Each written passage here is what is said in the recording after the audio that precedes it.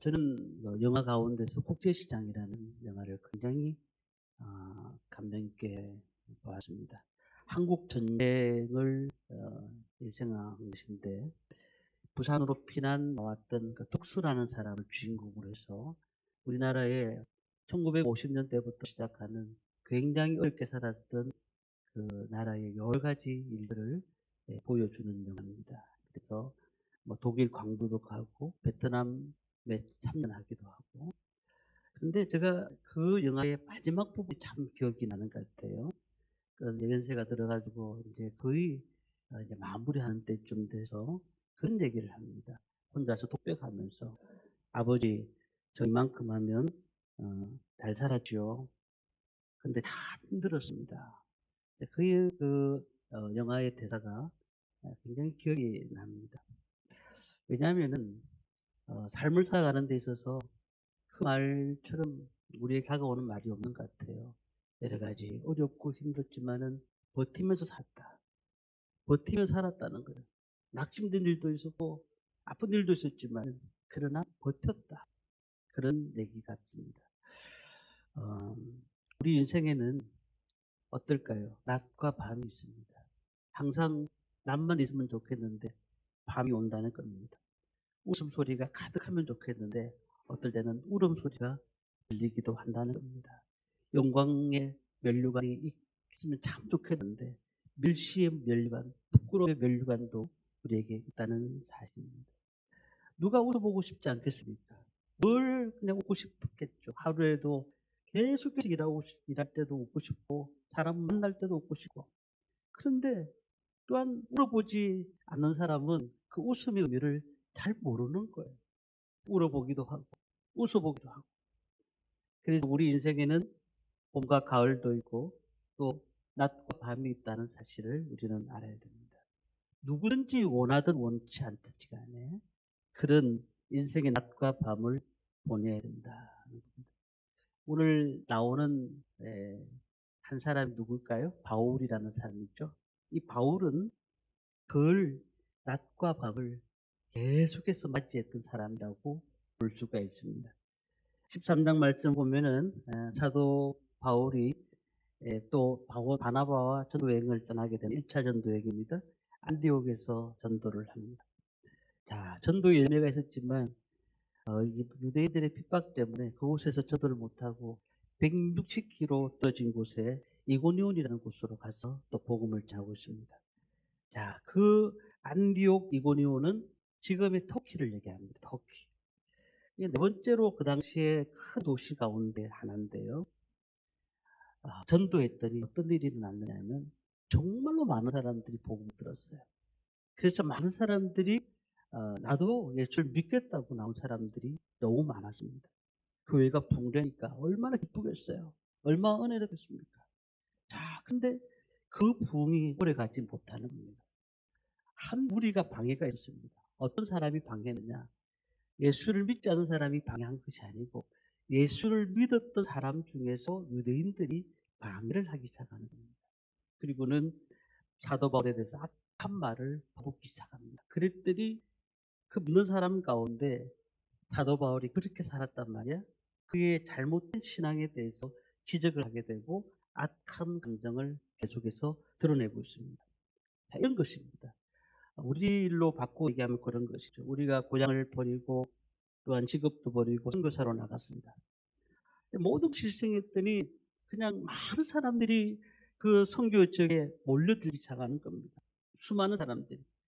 근데 바깥에 있는 사람들이 핍박을 한 것이 아니고 그 전도했던 사람들 가운데 몇 사람이 선교사를 막 욕을 하는 겁니다. 욕을 하는 겁니다. 배척하는 겁니다. 사도 바울이 이렇게 밤과 낮이 계속해서 번갈아가면서 그의 인생을 지배했던 것을 보게 되는 겁니다. 오늘 말씀을 한번 봐야 되겠는데요. 우리 3절 말씀을 우리 함께 보도록 하겠습니다. 같이 읽습니다. 두 사도가 오래에서 주를 힘입어 담대히 말하니 주께서 그들의 손으로 표적과 기사를 행하게 하여 주사 자기 은혜의 말씀을 증언하시니. 두 사람이 오래 있었다. 누굽니까? 바울과 바나바가 그곳에 그런 어려운 가운데서도 오래 있었다라고 얘기를 합니다. 왜냐하면 교회가 분란돼서는 안 되니까 어떻게든 해결해 보려고 노력을 한 것이죠. 그런데 4절에 보니까 이렇게 말합니다. 그 시내의 무리가 나뉘어라고 되어 있습니다. 나뉜다. 무슨 말일까요? 완전히 파가 나눠졌다는 거죠. 하나님 말씀을 지지하는 파도 있었고 하나님 말씀을 반대하는 파도 생기기 시작했다는 겁니다. 그런데 그 교회가 어떤 사람이 주도권을 행했느냐 하면은 하나님 말씀을 반대하는 파 주도권을 행했다는 거죠. 그래서 결국은 바울과 바나바는 그 교회에서 쫓겨나게 됩니다. 어디로 쫓겨났을까요? 이고니온 옆에 있는 작은 도시 루스드라로 쫓겨나게 됩니다. 자, 그래서 이 루스드라 가서 또 뭐 할까요? 복음을 전하는 겁니다. 근데 8절의 말씀 보면은 나면서부터 안전뱅이가 있었어요. 듣지 못하는 사람. 근데 사도 바울 마음에 감동이 생겼습니다. 이 사람을 복음을 전해야 되겠다는 생각이 들었습니다. 그래서 그에게 마음에 감동이 되어서 일어나라 라고 했습니다. 한 번도 걷지 못하는 사람에게 일어나라. 그랬더니 그가 벌떡 일어나서 자리에서 뛰고 난리가 났습니다. 손으로 잡은 것도 아닌데. 그러니까 이 사실을 본 사람들이 어떻게 말을 하고 있냐면 바울과 바나바를 향해서 이야, 저 사람들 신이다. 인간의 모습을 가지고 있었지만 신이다. 라고 얘기하는 겁니다. 그러면서 오늘 12절 말씀 보니까 바나바는 제우스 신이다. 우리가 제우스는 잘 아시는 것처럼 헬라 신에서 가장 높은 신이 제우스 신이라고 보시면 되겠습니다. 그리고 바울 보고는 뭐라고 하죠? 헤르메스다. 이 헤르메스라는 것은 제우스의 아들을 얘기하는 것입니다. 그래서 이 두 사람을 신으로 여기고 난리가 났습니다. 바나바를 왜 근데 제우스로 했을까? 바나바는 가만히 옆에 있었고 바울이 복음을 전했거든요. 그랬더니 그 원래 굉장히 유명한 신들은 말을 안 한다 싶어가지고 그 사람이 제우스고 옆에 있는 사람이 분명히 그 옆에 있는 대통령 비서실장 같은 사람이라고 생각한 거죠. 그래서 바나바는 점잖게 서 있었고 설교는 바울이 하다 보니까 온 동네가 난리가 난 겁니다. 당신은 신입니다. 칭찬을 들은 거죠. 사실 이 사람들이 몰랐기 때문에. 어땠을까요? 물론 바울이 그 말씀 보면은 난리가 났죠. 나는 절대 너와 같은 성정을 가진 사람이다라고 얘기를 하지만은 그러니까 이 바울이 복음을 전할 때 그 안전병기가 일어났던 것은 정말 하나님의 크신 능력이 일어났다는 것을 볼 수 있습니다. 자, 그런 일이 일어난 뒤에 19절의 말씀을 보면은 이렇게 말씀합니다. 유대인들이 안디옥과 이고니온에서 와서 무리를 충동하니 그들이 돌로 바울을 쳐서 죽어 줄로 알고 시외로 끌어내치니라. 그렇게 자기를 신으로 여기고 말이 영광을 올렸던 그 순간에 갑자기 유대인들이 안디옥과 이고니온에서 와가지고 바울을 돌로 때려서 죽일 정도로 피를 흘리게 만들었다. 어떤 상태일까요? 지금은 전도를 해서 많은 사람들이 복음을 듣고 왔고 그리고 그 교회를 심었는데 그 사람들이 자기를 핍박해서 도망가게 되고 그리고 또 다른 곳에 가서 복음을 전했더니 안전병이 일어나고 그랬더니 뭐 놀라운 일이 일어났는데 또 어떤 사람들이 와서 그를 돌로 쳐서 죽이려고 하고 낮과 밤이 계속해서 반복되는 것을 볼 수가 있는 겁니다. 우리가 바울을 보면서 그가 전도라는 목표, 선교라는 목표를 가지고 인생을 살았던 사람인데도 불구하고 이렇게 낮과 밤이 너무나 교차하면서 계속의 좋은 일과 또한 어려운 일들을 반복해서 당하는 것을 보면서 우리가 이 시대에 살아가는 우리는 어떨까요? 우리도 가만히 보면은 좋은 일만 있으면 참 좋겠는데 그렇지 않더라는 거죠. 어려운 일들이 우리 가운데 너무 많다는 것을 볼 수가 있습니다. 그래서 오늘 저는 두 가지를 말씀을 가지고 오늘 본문 말씀을 가지고 말씀을 나누고 합니다. 첫 번째는 하나님이 우리에게 실패와 고통의 때를 주신다는 사실입니다. 그렇다면 그때 우리가 할 일이 뭐냐면은 마음을 잃지 말라는 겁니다. 마음을 잃지 마라. 우리가 이 세상을 어떻게 살아가야 될까요? 항상 좋은 일이 있는 건 아니니까. 그 실패와 고통의 때가 분명히 있다고 얘기를 한 겁니다. 무엇이 우리의 인생을 불행하게 만듭니까? 고통과 실패입니까? 낙심하는 것입니까? 사실은요, 고통과 실패를 가지고 사는 것은 모든 사람이 함께 갖고 가는 겁니다. 근데 그게 결국은 그로 인해서 마음의 병이 걸리는 겁니다. 보통 보면 암이 생기는 요인들을 조사를 보니까 암이 생기는 여러 가지 요인들이 고기를 먹고 운동을 안 하고 뭐 그런 얘기가 있지만은 주된 요인은 스트레스라는 얘기가 많아요. 그 스트레스를 해소하지 못하니까 그것이 병이 된다는 것이잖아요. 코로나 때 전 세계 선교사님들이 정말 많이 돌아갔습니다. 근데 그분들이 어땠습니까? 그분들이 내가 선교를 했는데 좌절하면서 실망하면서 하나님이 나를 이렇게 죽이시냐고 그렇게 말하고 돌아가신 분들 있겠습니까? 아니에요. 근데 하나님 앞에 그렇게 어려움을 당하고 고통을 당했던 그의 모습 가운데서 그 아내와 그 자녀들이 그곳에 가서 복음 전한 사람들이 너무 많다는 사실 아니겠습니까?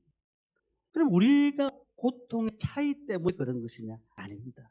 마음의 태도에 문제가 있는 거예요. 그 문제를 우리가 어떻게 받아들이냐가 중요한 것입니다. 지금 경제가 좋지 않다고 하잖아요. 그럼 많은 사람들이 그래 얘기해요. 위기라고. 가정에서도 위기가 없습니까? 국가에서 위기가 없습니까? 우리는 1997년도 IMF를 경험한 시대입니다. 자, 그런데 그 IMF 시대에 어떤 일들이 일어났습니까? 그냥 사람들이 자살하기 시작했습니다. 그리고 자기만 죽는 것이 아니고 회사가 망하면서 가족들과 함께 그냥 같이 자살하는 그런 경우도 뉴스에서 보았습니다. 자, 그렇다면 그 사람들만 고통을 당했냐? 아니죠. 정말 많은 분들이 회사를 잃고 건강에 문제가 생기고 아픔을 당하고 어려움을 당했다는 사실입니다.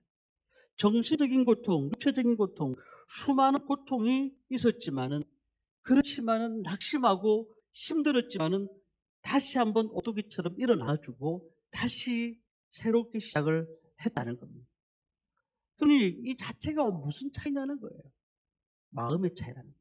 잠언 4장 23절에 보면은 무릇 지킬 것만한 중에서 내 마음을 지키라고 말씀했습니다. 가장 중요한 것은 내 마음이 흐드러지면 안 된다는 거죠. 지금도요, 이렇게 삶을 살고 있지만 고통당하는 분이 많아요. 마음의 상처 있는 분뿐만 아니고 또한 뭐 불치의 병 때문에 해서 하루하루 살아가시는 분도 있어요. 그렇지만은 그런 가운데 있을지라도 우리가 마음이 어떻게 해야 된다고요? 긍정적인 생각 가지고 하나님께서 이 문제에 대한 답을 주실 것이라는 생각 가지고 우리는 달려가야 됩니다. 자, 2절 말씀을 한번 우리가 읽도록 하겠습니다. 같이 읽겠습니다.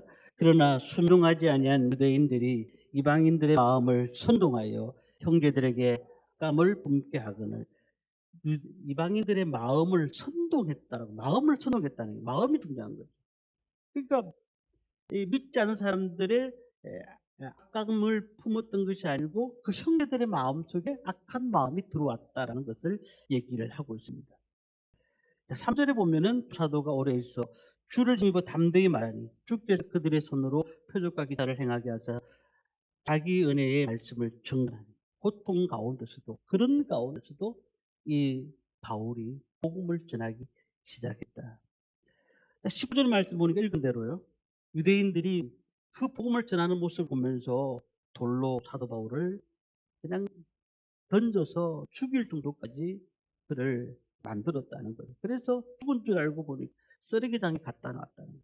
20절 말씀 보니까 제자들이 둘러섰을 때 바울이 일어나 그 성에 들어갔다가 이튿날 바나바와 함께 대배로 가서 죽은 줄 알았는데 다시 살아있는 거예요. 살아있는 거예요. 온몸이 얼굴에 피투성이가 된 그 바울, 죽은 줄 알고 쓰레기장에 보였는데 보니까 살아있는 거예요. 그런데 벌떡 일어나서 도배로 가서 복음을 전했다. 참으로 우리가 무엇 때문에 사는지는 바울은 정확하게 우리한테 얘기를 하고 있는 거잖아요. 불행과 고통, 아무리 큰 장이 우리에게 찾아오더라도 하나님께서 말씀하십니다. 너희는 마음을 잃지 말라. 마음을 잃지 말라. 왜냐하면은 이 바울의 사역을 가만히 보시면은 전도하다가 그렇게 수없이 돌 맞았고 그 다음에 억울한 일을 당하고 그런 가운데서도 그가 마음을 절대로 내려놓지 않았다는 것이죠. 그가 사도 바울이 원망의 말을 한번 한 적이 있었습니까? 피투성이가 된 그 상태로 가지고 똑같이 평범하게 전도하러 다시 갔다는 사실입니다. 하나님 앞에서 마음을 잃지 않았다는 사실입니다. 그는 주를 힘입어 살았다고 말씀하잖아요. 3절의 말씀 보니까. 자, 그런데 사도 바울이 그가 나중에 이 사건 뒤에 이렇게 얘기를 합니다. 고린도후서 1장 8절에서 10절까지 내용을 가만히 보십시오. 형제들아, 우리가 아시아에서 당한 환난을 너희가 모르기를 원하지 아니하노니 힘에 겹도록 심한 고난을 당하여 살 소망까지 끊어지고 우리는 우리 자신이 사형 선고를 받는 줄 알았으니 이건 우리로 자기를 의지하지 말고 오직 죽은 자를 다시 살리시는 하나님만 의지하게 하십니다. 그가 이같이 큰 사망에서 우리를 건지셨고 또 건지실 것이며 이후에도 건지시기를 그에게 바라노라. 야, 저는 이 말씀을 묵상하면서 너무 많은 은혜를 받았습니다. 사회 소망까지 끊어지고 사형 선고까지 받았던 그런 환경이었지만은 그러나 하나님을 의지했다는 그 바울의 고백, 우리가 인생의 훌륭한 삶을 사셨습니까? 하나님께서 그 삶을 주시면서 너가 불행 한번 해봐라 라고 말씀하신 적이 있습니까? 너희들을 내가 한번 괴롭혀 볼게 라고 말씀하신 적이 있습니까? 하나님은 왜 바울같이 저렇게 복음을 전하는 자들을 돌에 맞게 하셨고 그들 인생 가운데서 억울함들이 얼마나 많이 당하게 하셨는데도 불구하고 한 말씀도 하지 않으셨을까? 오늘 우리는요, 우리 삶 가운데 이런 문제가 있다고 하면 하나님을 바라보는 우리의 삶들이 돼야 되는데 바울처럼 우리로 하여금 다시 한 번 더 하나님이 어떤 분인가를 바라보는 삶이 되시기를 바랍니다. 인생에 밥이 없으면 하나님을 잘 섬길 것 같습니까? 고통 없이 살면은 더욱더 하나님 앞에 더 기쁨으로 주님 앞에 나올 것 같습니까? 아닙니다. 유럽 교회 보십시오. 지금 유럽 교회에 그 많은 교회들이 있습니다만은 교회들 엄청나게 크게 잘 지어놨습니다. 근데 가서 예배를 드리면 5명, 6명 앉아서 예배를 드립니다. 그것도 연세가 지각하신 어르신들이 5분, 6분 앉아서 예배를 드리고 있습니다. 자, 그런데 세계 2차 전쟁이 끝나고 난 다음에 유럽이 혼란하고 고통이 있을 때는요, 그 교회들이 꽉꽉 찼어요. 꽉꽉 찼어요. 어려움이 있을 때는 그 교회들이 정말 많이 모였단 말이에요. 그런데 유럽이 그 고통이 끝나고 난 다음에 잘 살게 되니까 그 다음부터 교회 가는 사람이 생기지 않기 시작하는 겁니다. 미국 보십시오. 지금 그래도 청교도인들 때문에 미국은 기독교인들이 많지만 지금 계속해서 줄어들고 있습니다. 정말로 왜 그럴까요? 골프 전쟁이 터졌을 때에 미국인들 교회들이 특히도 정말 사람들이 꽉꽉 찼습니다. 기도하러 자기 자녀들 군인으로 보냈던 사람들, 뭐 남편을 보냈던 사람들, 그런 사람들이 정말 부모님들이 와서 기도를 시작합니다. 아마 끝까지 기도하는. 그런데 그 일이 끝나고 난 다음에는 교회들이 사람들이 줄어들기 시작하는 겁니다. 우리는요, 어려울수록 하나님을 가까이 할 수밖에 없어요. 우리 대한민국이 왜 이렇게 교회들이 많아졌느냐? 어려웠거든요. 힘들었거든요. 하나님밖에 보여잡을 수밖에 없었거든요. 그런데 대한민국이 좀 잘 살게 되니까 하나님 말고 마음속에 하나님 있으니까 유튜브를 통해서 그냥 예배 드리는 겁니다. 그냥 편하게 신앙생활 하는 겁니다. 그래서 우리는 그렇게 생각하셔야 돼요. 내한테 고통이 왔다. 그러면 하나님 감사합니다. 고통당할 때는 괴롭지만은 비로소 하나님이 나를 통해서 하나님만을 의지하라는 명령인 줄 알고 다시 한 번 더 주님 앞에 가까이 가겠습니다. 난 이런 믿음이 있어야 될 줄 믿습니다. 지금 실패하셨습니까? 괴로움 가운데 눈물로 밤을 지새우면서 그냥 한탄하며 살고 있지는 않습니까? 그렇게 살지 마십시오. 하나님께서 그 어려움을 주신 것은 다시 한번 너의 신앙을 점검하라는 것으로, 그래서 다시 신앙생활을 하면서 하나님 앞에 나와의 관계를 분명하라고 말씀하고 있다는 사실입니다. 환경을 바라보지 마십시오. 우리가 환경을 바라보면 우리 마음을 잃을 수가 있습니다. 무릇 지킬 만한 것 중에 내 마음을 지키라고 말씀하신 것은 우리가 그 말씀을 통해서 마음이 하나님 앞에 온전히 갈 때에 사탄 마귀는 틈타지 않는다는 사실입니다. 두 번째는요, 성공과 아까 실패와 고난의 때에 대해서 얘기를 했지 않습니까? 이제는 성공과 행복의 때에 우리는 어떻게 살아야 될까? 마음을 낮추라. 마음을 낮추라는 겁니다. 근데 우리가 마음들이 그냥 하루에도 수십 번씩 변하잖아요. 그런데 잘 되었을 때라도 마음을 낮추라는 겁니다. 위기에 빠졌을 때, 실패할 때만이 아니라 잘 되었을 때도 우리가 겸손하게 하나님 앞에 낮춰야 된다는, 마음을 낮춰야 된다는 겁니다. 어려울 때 그렇게 기도합니다. 하나님, 우리 가정을 축복하여 주옵소서, 우리 자녀들이 잘되게 하여 주옵소서 라고 기도합니다. 그래서 하나님도 놀랍게 그 가정에 좋은 것들을 주셨어요. 그러면 어떻게 될까요? 야, 내가 신앙생활 더 잘하겠다, 더 잘해야 되겠다고 생각하실까요? 그렇지가 않아요. 잘 되니까 딴 곳으로 자꾸 눈을 돌리게 될 겁니다.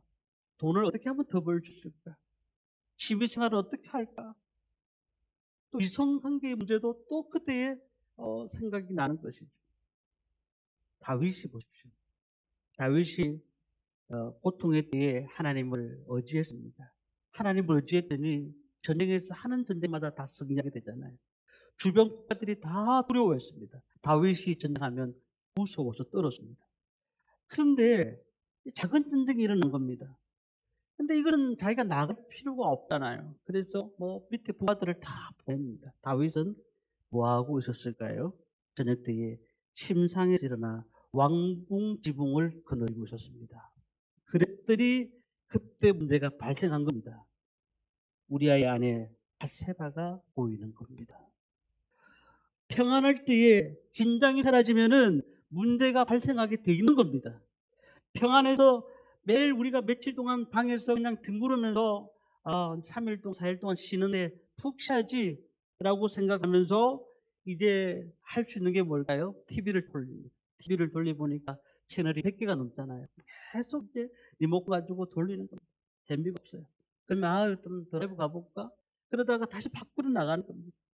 그래 놀다 보니까 한밤이 됐습니다. 보니 저쪽으로 번쩍번쩍 거리는 데가 있는 거예요. 그 사람의 유혹이라는 것은 순간적이라는 거예요. 순간적이라는 거예요.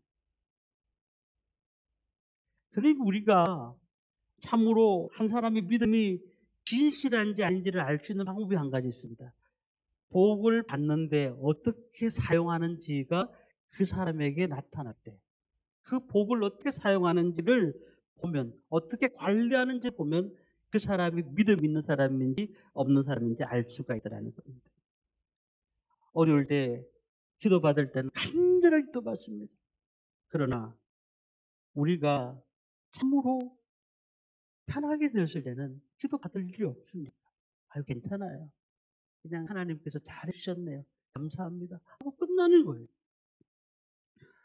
오늘 우리는 주님 앞에서 온전히 겸손하셔야 되고요.